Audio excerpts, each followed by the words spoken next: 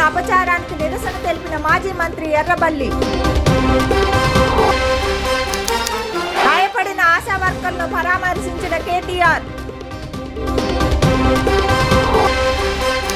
రేవంత్ను చూసి బీజేపీ భయపడుతుందన్న BRS MP Vaddiraju.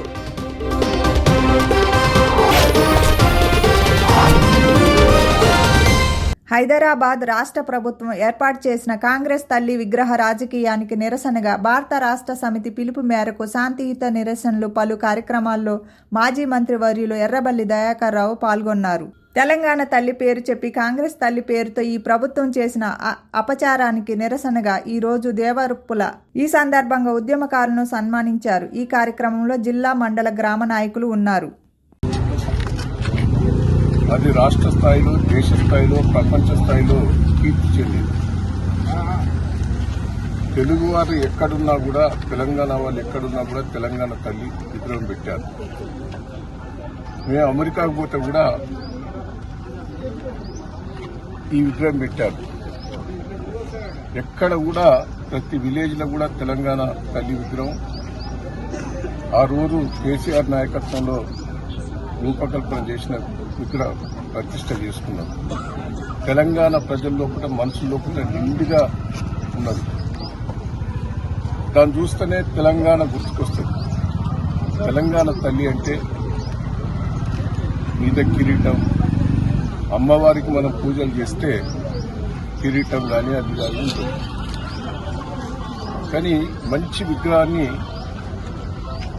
Telangana అంటేనే బతుకమ్మ, మహిళల్లో ఒకట బతుకమ్మ ఏ రాష్ట్రంలో, ఏ దేశంలో ఆడదు, తెలంగాణనే ఆడతారు. తెలంగాణ మహిళల్లో ఒకట పేరుకపోయింది.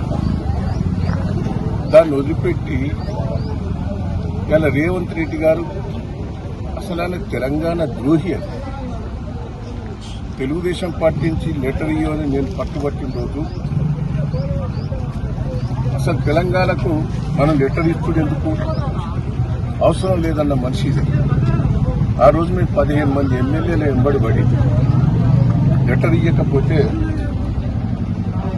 మేము పార్టీని వదిలిపెట్టమని ఆ రోజు చంద్రబాబు గారిని ప్రేరేయటం జరిగింది. ఒక 3-4 ఆ రోజు రేవంత్ రెడ్డి గారు చంద్రబాబుకు సపోర్ట్ చేశారు. రిజైన్ చేయకుండా పోయింది ఈయన ఒక్కడే. అంటే ఎక్కడ పోయినా కూడా తెలంగాణకు వ్యతిరేకంగా పనిచేసిన రేవంత్ రెడ్డి ఆ రోజు సోనియమ్మనో 1000 మందిని చంపిన నరదేవత అన్నాడు, బలిదేవత అన్నాడు. ఈ రోజు సోనియమ్మ చేపట్టి తెలంగాణ వచ్చిందంటారు. తెలంగాణ వచ్చింది కేసీఆర్ దయ వల్ల. మీరు 1000 మంది చచ్చిన తెలంగాణ ఇయలే.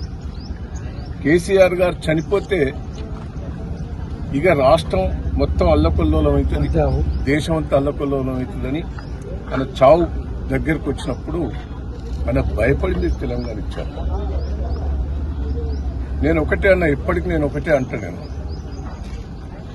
తెలంగాణ ఇచ్చిన సోనియా గాంధీ తెలంగాణ ఇచ్చినావనే చెప్దాం అనుకో, నువ్వు చెప్పినట్టే. మరి భారతదేశానికి స్వాతంత్రం ఇచ్చింది ఎవరు? బ్రిటిషర్ల పేరు చెప్పాలి కదా. మరి గాంధీ మహాత్ముడి పేరు ఎందుకు చెప్తారు? గాంధీ మహాత్ముడు పోరాటం చేసి గాంధీ మహాత్ముని నాయకత్వం లోపల ఆ రోజు స్వాతంత్రం వచ్చింది. కాబట్టి ఇప్పటికీ మనం గాంధీ మహాత్ముని మనం వేడుకుంటాం, పూజిస్తాం. మరి ఈరోజు తెలంగాణ ప్రాణాలకు తెగించి పోరాటం చేసి సాధించింది కేసీఆర్. తెలంగాణ అంటేనే కేసీఆర్ అంటేనే తెలంగాణ. మూర్ఖంగా ప్రవర్తించవద్దు రేవంత్ రెడ్డి గారు. ఈ పిచ్చి మాటలు, అబద్ధ మాటలతో మోసం చేశాం. ఇప్పటికైనా తెలంగాణ ప్రజలకు అన్ని బోకస్ మాటలు, పిచ్చి మోసం. నువ్వు ముఖ్యమంత్రి కాకముందు ఏం మాట్లాడావు, ముఖ్యమంత్రి అయిన తర్వాత ఏం మాట్లాడావు ఒక్కసారి రివ్యూ చేసుకోను. అప్పుడప్పుడు అన్ని బోకర్ మాటలు. ఏమిచ్చినవా? ఆ గ్యాస్ది సరిగ్గా లేదా అది తిప్పిపోతే 100 కోట్లు కూడా కావు. నిన్న హైదరాబాద్ అబిడ్స్ లో నిరసన తెలిపిన ఆశా వర్కర్లపై పోలీసుల దాడిలో గాయపడిన వారిని పరామర్శించేందుకు ఉస్మానియా ఆసుపత్రికి BRS party working president KTR మరియు పార్టీ సీనియర్ నేతలు వెళ్లారు.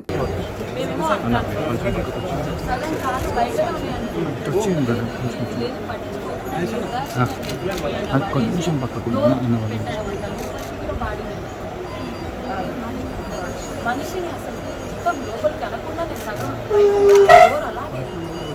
పశువులు కాదు అసలు. ఈ అమ్మాయి పొడుగు ఈ అమ్మాయి ఇంకా పొడుగు కాలు బయట ఉన్నాయి అయినా కూడా మళ్ళీ నన్ను వేసింది ఈ అమ్మాయి మీద. ఆ కాలు బయట నన్ను వేసి ఎత్తుకొని వెళ్ళడం అట్లనే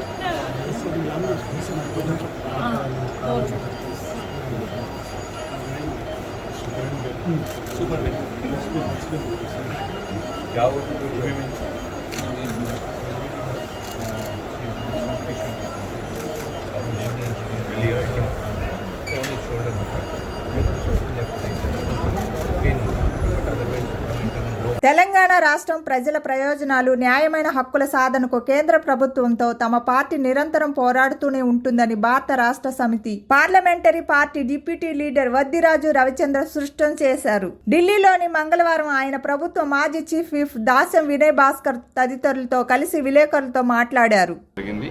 ధర్నా చేయడం జరిగింది. అక్కడి నుంచి అశ్విని వైష్ణవ్ గారు రైల్వే మినిస్టర్ గారిని కలవడం జరిగింది. వారికి కాజీపేటలో జరుగుతున్నటువంటి విషయాలు మొత్తం వారి దృష్టికి తేవడం జరిగింది. కూలంకషంగా చర్చించడం జరిగింది.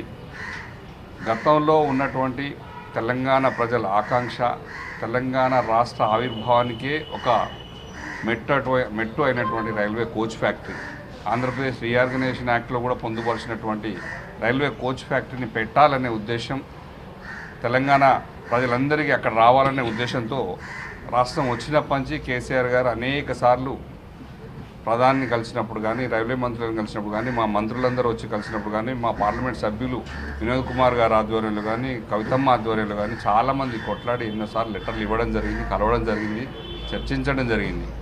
కానీ దాని బదులు వ్యాగన్ రిపేరింగ్ సెంటర్ అని ఇంకోటి 3 పరికరాల తయారీ పరిశ్రమలు అని చెప్పేసి ఇవ్వడం జరుగుతుంది తప్ప, వినయన్న చెప్పినట్టు ఎవరైతే రైల్వే మంత్రి ఉంటారో వాళ్ళ రాష్ట్రాలకు మాత్రమే మేజర్గా ఇండస్ట్రీస్ తరలిపోతున్నాయి, కోచ్ ఫ్యాక్టరీలను అటు వెళ్ళిపోతున్నాయి. తెలంగాణకు మాత్రం మొండి చేయి చూపెడుతున్నారు. ఇది ఖచ్చితంగా కూడా తెలంగాణలోని కాజీపేటలో ఇది ఖచ్చితంగా కావాల్సిన ప్రక్రియ. దీనికోసం 160 ఎకరాల విలువైన భూమిని కూడా కేటాయించి రెడీగా ఉన్నటువంటిది కేసీఆర్ గారు చేసినటువంటిది. దీన్ని నిన్న చర్చించడం జరిగింది. ఖచ్చితంగా కోచ్ ఫ్యాక్టరీ వచ్చేదాకా బీఆర్ఎస్ పార్టీ కొట్లాడుతూనే ఉంటుంది. మీరు చెప్తున్నారు 2 వారాల నుంచి పార్లమెంటు నడిచిందే 3 రోజులు, మళ్ళీ నిన్న నడవలేదు. ఫస్ట్ వీక్ అంతా పోయింది, సెకండ్ వీక్ 2 రోజులు నడవలేదు, 3 రోజులు నడిచింది. దాని తర్వాత మేము పెడుతూనే ఉన్నాం. ఇట్లా మాట్లాడగానే బిల్ రాదు కదా, మా క్వశ్చన్లు ఉన్నాయి, మా మూమెంట్ కోసం చూస్తూనే ఉన్నాం. బీఆర్ఎస్ పార్టీ ఎప్పుడు కూడా తెలంగాణ ప్రజలకు కావాల్సిన అన్ని సాధన కోసం ఎట్టి పరిస్థితులు ముందుంటాం, ఎక్కడ కూడా ఆపేది. మాకు కావాల్సింది తెలంగాణ రాష్ట్రం, తెలంగాణ రాష్ట్రంలో ఉన్న ప్రయోజనాల కోసమే బీఆర్ఎస్ పార్టీ కొట్లాడుతుంది, ఇక్కడ రాజీ పడదు.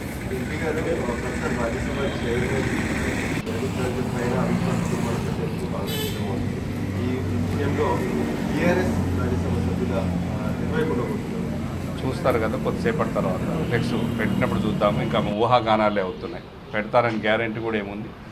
ఇక్కడనేమో ఏమండి సేకరించండి, చూద్దాం, పార్లమెంట్ పోయినాక అక్కడ మాట్లాడతాం.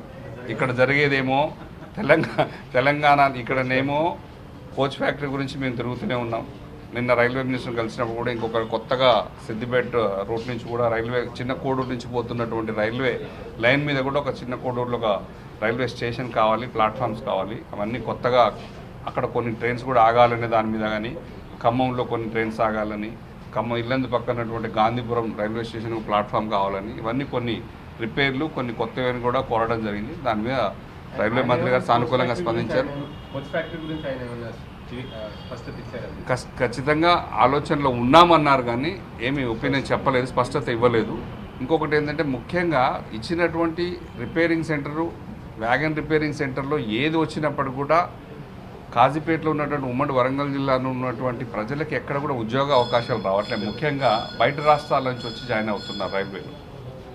ముఖ్యంగా ఇవాళ వచ్చిన పోరాటం కూడా వీళ్ళందరూ కూడా కనీసం ఒక 60% లోకల్ వాళ్ళకు ఉద్యోగాలు వస్తే బాగుంటుంది, ఇక్కడ ఒక పరిశ్రమ వచ్చినందుకు అనేది దాని మీద నిన్న ముఖ్యంగా రావడానికి ప్రధాన ఉద్దేశం.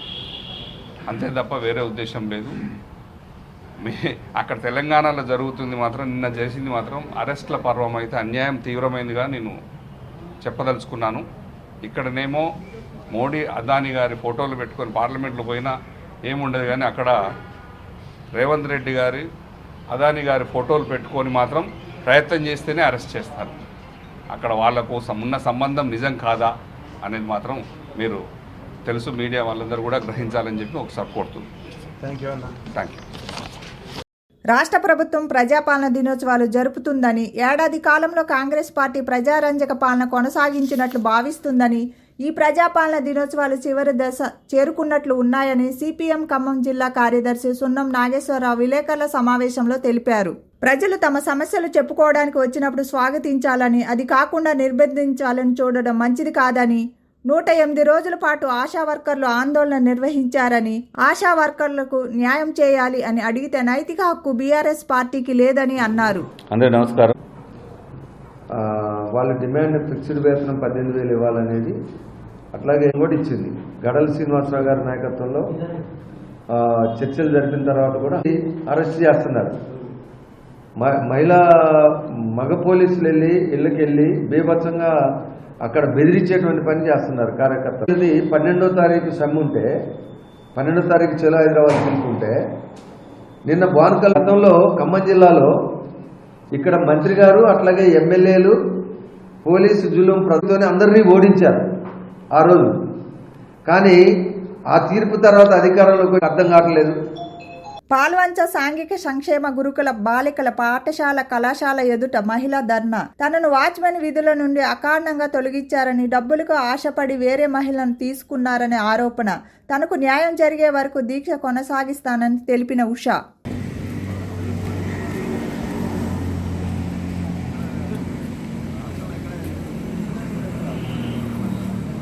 భద్రాద్రి కొత్తగూడెం జిల్లా పాల్వంచ కుంటినాగులగూడెం గుర్రాలకుంట శ్రీనివాస్ కాలనీ సమీపంలో గల మొర్రేడు వాగు నుండి ఇసుక అక్రమంగా తోడేస్తున్నారు. ప్రతిరోజు 10ల సంఖ్యలో ట్రాక్టర్ల ద్వారా రవాణా చేస్తున్నారని సమాచారం తెలుసుకున్న రెవెన్యూ అధికారులు ఈ రోజు తెల్లవారుజామున పట్టణ ఆర్ఐ రవికుమార్ మరియు రూరల్ ఆర్ఐ అచ్చావారి సిబ్బందితో కలిసి 4 ట్రాక్టర్లు, 1 లారీని సీజ్ చేసి తహసీల్దార్ కార్యాలయానికి తరలించారు.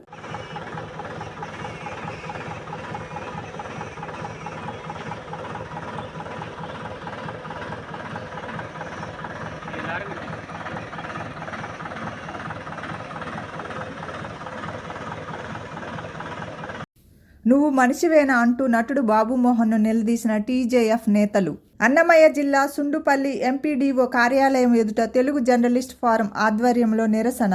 TV9, TV5 జర్నలిస్టులపై మంచు మోహన్ బాబు దాడికి ఖండించిన టీజేఎఫ్ నేతలు మోహన్ బాబుకు వ్యతిరేకంగా నినాదాలు చేశారు. భవిష్యత్తులో ఇలాంటి దాడులను సహించేది లేదు అని హెచ్చరించారు. జర్నలిస్టుపై జరుగుతున్న దాడులపై ప్రభుత్వం క్రిమినల్ చర్యలు తీసుకోవాలి అన్నారు. కార్యక్రమంలో పాల్గొన్న టీజేఎఫ్ ఉమ్మడి కడప జిల్లా కన్వీనర్ ఉప్పు Srikanth, co convener Krishnamurthy, electronic media convener Kishore, co convener Ramachandra, గౌరవ అధ్యక్షులు సుధీర్తో పాటు పెద్ద ఎత్తున పాల్గొన్న టీజేఎఫ్ నేతలు.